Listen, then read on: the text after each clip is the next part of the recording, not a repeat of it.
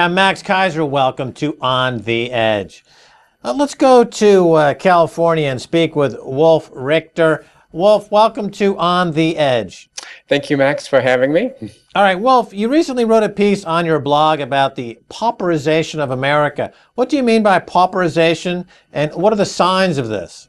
Well, the word was actually first used in Europe and by a number of CEOs that were adjusting their strategies, their consumer strategies to the new consumer behavior formed by the increasing what they call pauperization of the people, especially in the Eurozone, and Greece, Spain, Italy, where incomes have been dropping, where pensions have been cut, etc. And so they were devising a new consumer strategy for these new realities out there.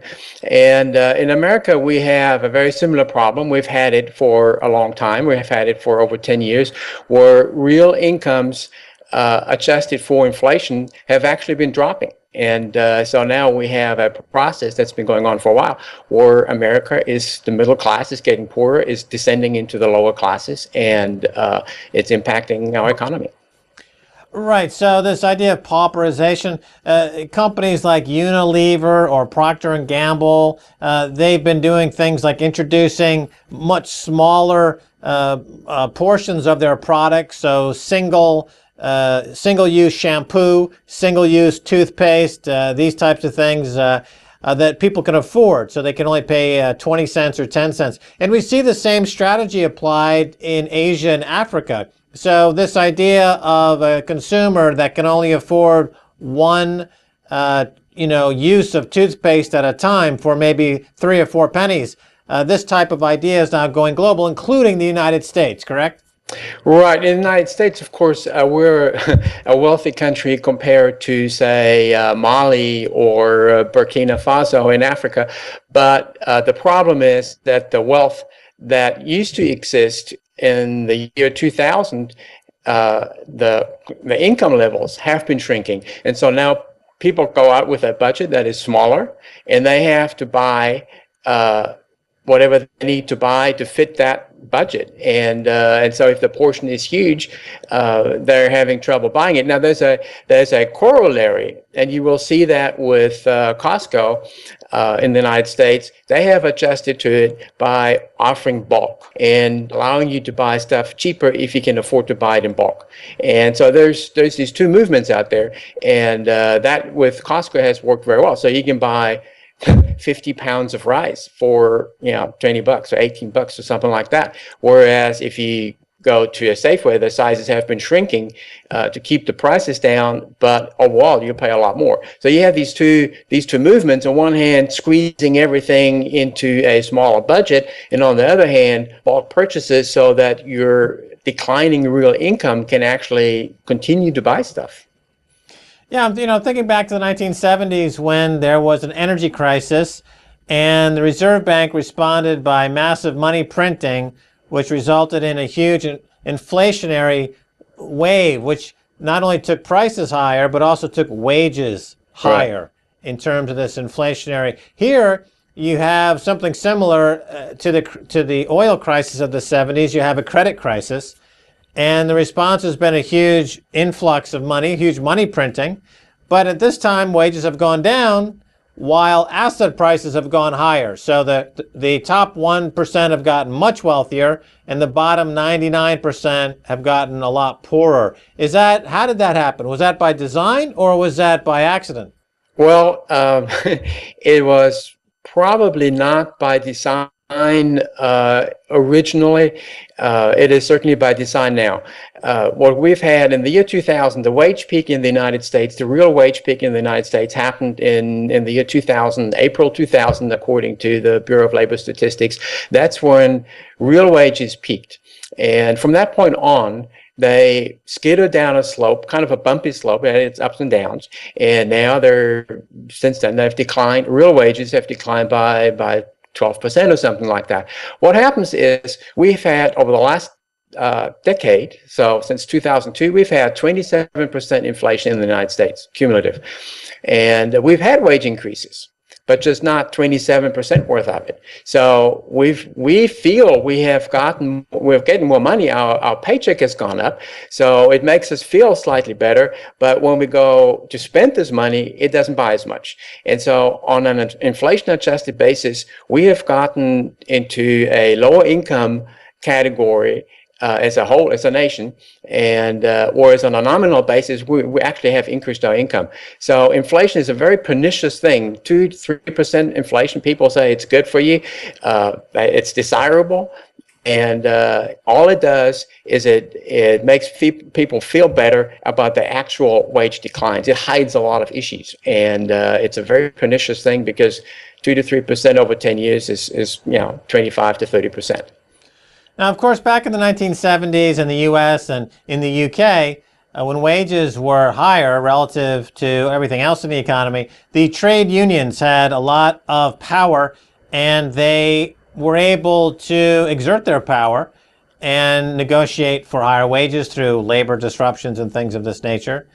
And the ensuing the leadership that came in the wake of that, whether it was Reagan in the United States who fired the air traffic controllers, or Margaret Thatcher in the UK who basically got rid of the coal miners and put them out of business, there was this idea that we're never going to be held hostage again to labor. However, here we are in the year 2012.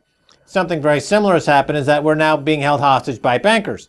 Bankers have a gun to our head, and they say either give us all this money, either continue this broken system where we keep all the money that's being printed and everyone else goes bankrupt, and they have the same kind of hostage-like situation. But there are no politicians standing up to this new hostage situation.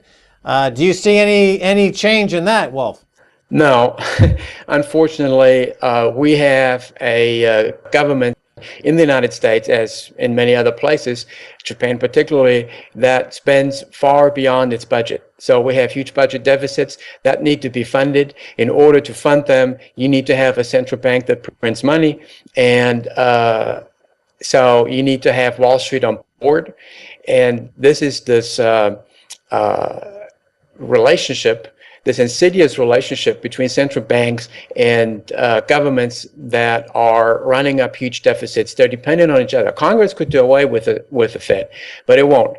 And the Fed could stop printing money, and it won't. They both could adjust to this, but they're dependent on each other. The Fed is dependent on its, on its existence depends on Congress, and Congress's ability to spend beyond our means depends on the Fed. So we have this this relationship that we can't get out of. Right. Let's return to this theme of pauperization. Do you see any ways to reverse the pauperization? The problem we have in the developed world is that we have developing countries like China and Mexico, our neighbor, and others, where American corporations have invested heavily to build the manufacturing plants. And so now American workers are competing with Chinese workers and with Mexican workers, or with Indonesian workers, or Turkish workers for that matter. And in this competition, this worldwide competition, that was actually instigated by major corporations that were trying to outsource the manufacturing. In this competition, there's only one outcome in the end, and that's a rough equalization of wages between those major countries. And of course, there's transportation issues, there are expenses, there are IP issues with China, your intellectual property gets stolen. So there are major disadvantages to doing that in China, but until the Chinese wages continue to rise to a point where they're becoming closer to the U.S. wages, we will continue to see a downdraft in real wages in the United States. Now, what makes this worse is inflation. And inflation is just a big enemy of the people right now. And I remember in the 70s, that's when I started working in the mid-70s, I got a cost of living adjustment just about once a month. We had, in the early 80s, late 70s, early 80s, we had lots of inflation, and wages were adjusted for it. And actually, you sort of stayed ahead. This is not happening anymore. This is over this period. Inflation has now become the enemy of the workers. Right, so we have a system of inflation without representation. That's right, exactly. Let's move on to Europe, the European debt crisis, Wolf. You call it the European con game. Who is conning who? Originally, when the euro was set up, it was promised to change everything for the better. And no country in the Eurozone, of the initial countries that joined the euro, none of them had a referendum on it. So the people weren't allowed to vote. It was done by parliamentary vote. And so the Germans were reluctant to give up the marks. The French were reluctant to give up the francs. And the Italians that were kind of, they had a soft currency, the lira, that had been devalued twice in the 1990s. So they were perhaps a little bit more positive about getting a hard currency. But in the end, they were giving up sovereignty. And now we have a situation that's run by the banks. So the ECB is running that currency. It's run by bankers, and it is run outside of the national sovereignty. So Germany, for example, has one vote on the ECB, same as Cyprus. And the people can no longer impact in any way monetary policy. And in the United States, there's still some kind of an appointment process, and the chairman of the Fed gets appointed by Congress. So there's a sort of a democratic control. You don't even have that in Europe with the ECB. And the European Parliament is the only democratic institution in the European Union with representatives that people can vote for, but they cannot initiate their own laws. So they can only say yes or no to laws that have been initiated by the European Commission or any of the other European institutions. So everything else is done by politicians, by bureaucrats, by functionaries that are beyond the democratic rights of the people, and you have an increasing concentration of power in Brussels that is not democratically justified. And so this game is becoming a game where these bureaucrats, these functionaries, these bankers are just running the show. Right now, Wolf, we see in Europe the march toward federalization. We see a march toward a European central bank, a new European central bank that will effectively manage the Eurozone, probably from Frankfurt and Berlin. But this does not solve any of the problems fundamentally. It's just a way to kick the can down the road.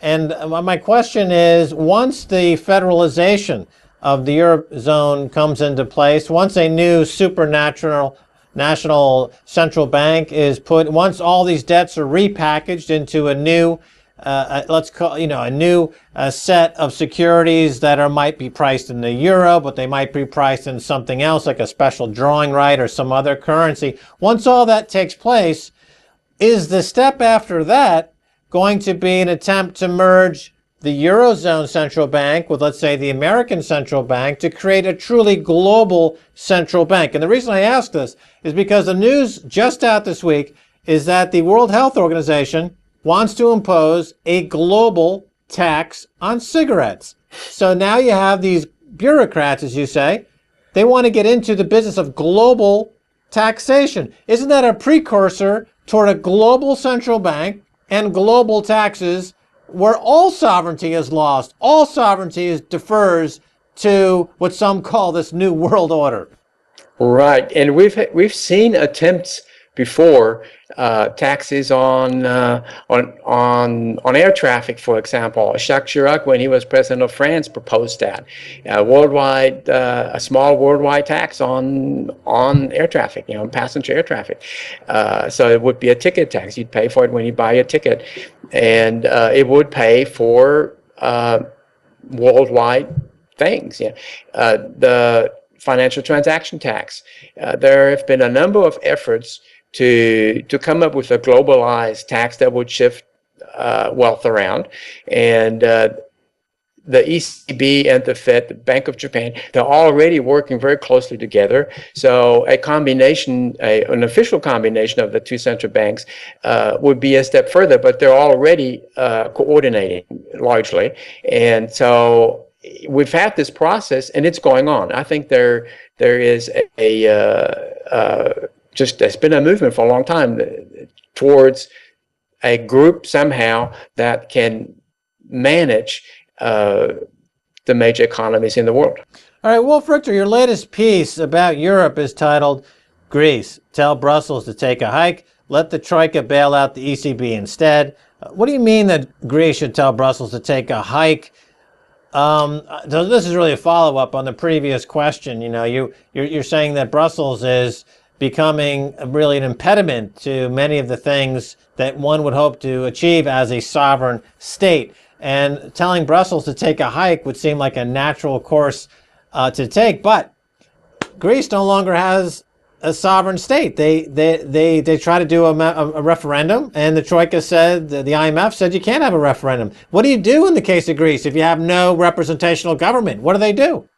Greece has a real problem in that it has 30 years or perhaps 2,000 years of awful governance behind it.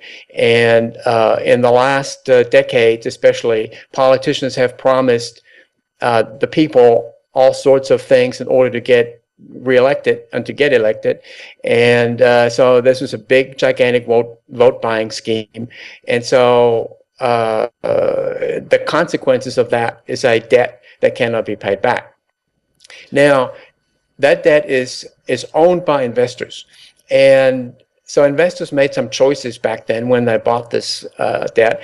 And so investors need to understand that the consequences are that you will lose money if you make a bad choice. That has happened to the private sector investors in Greece, and they have taken a big loss.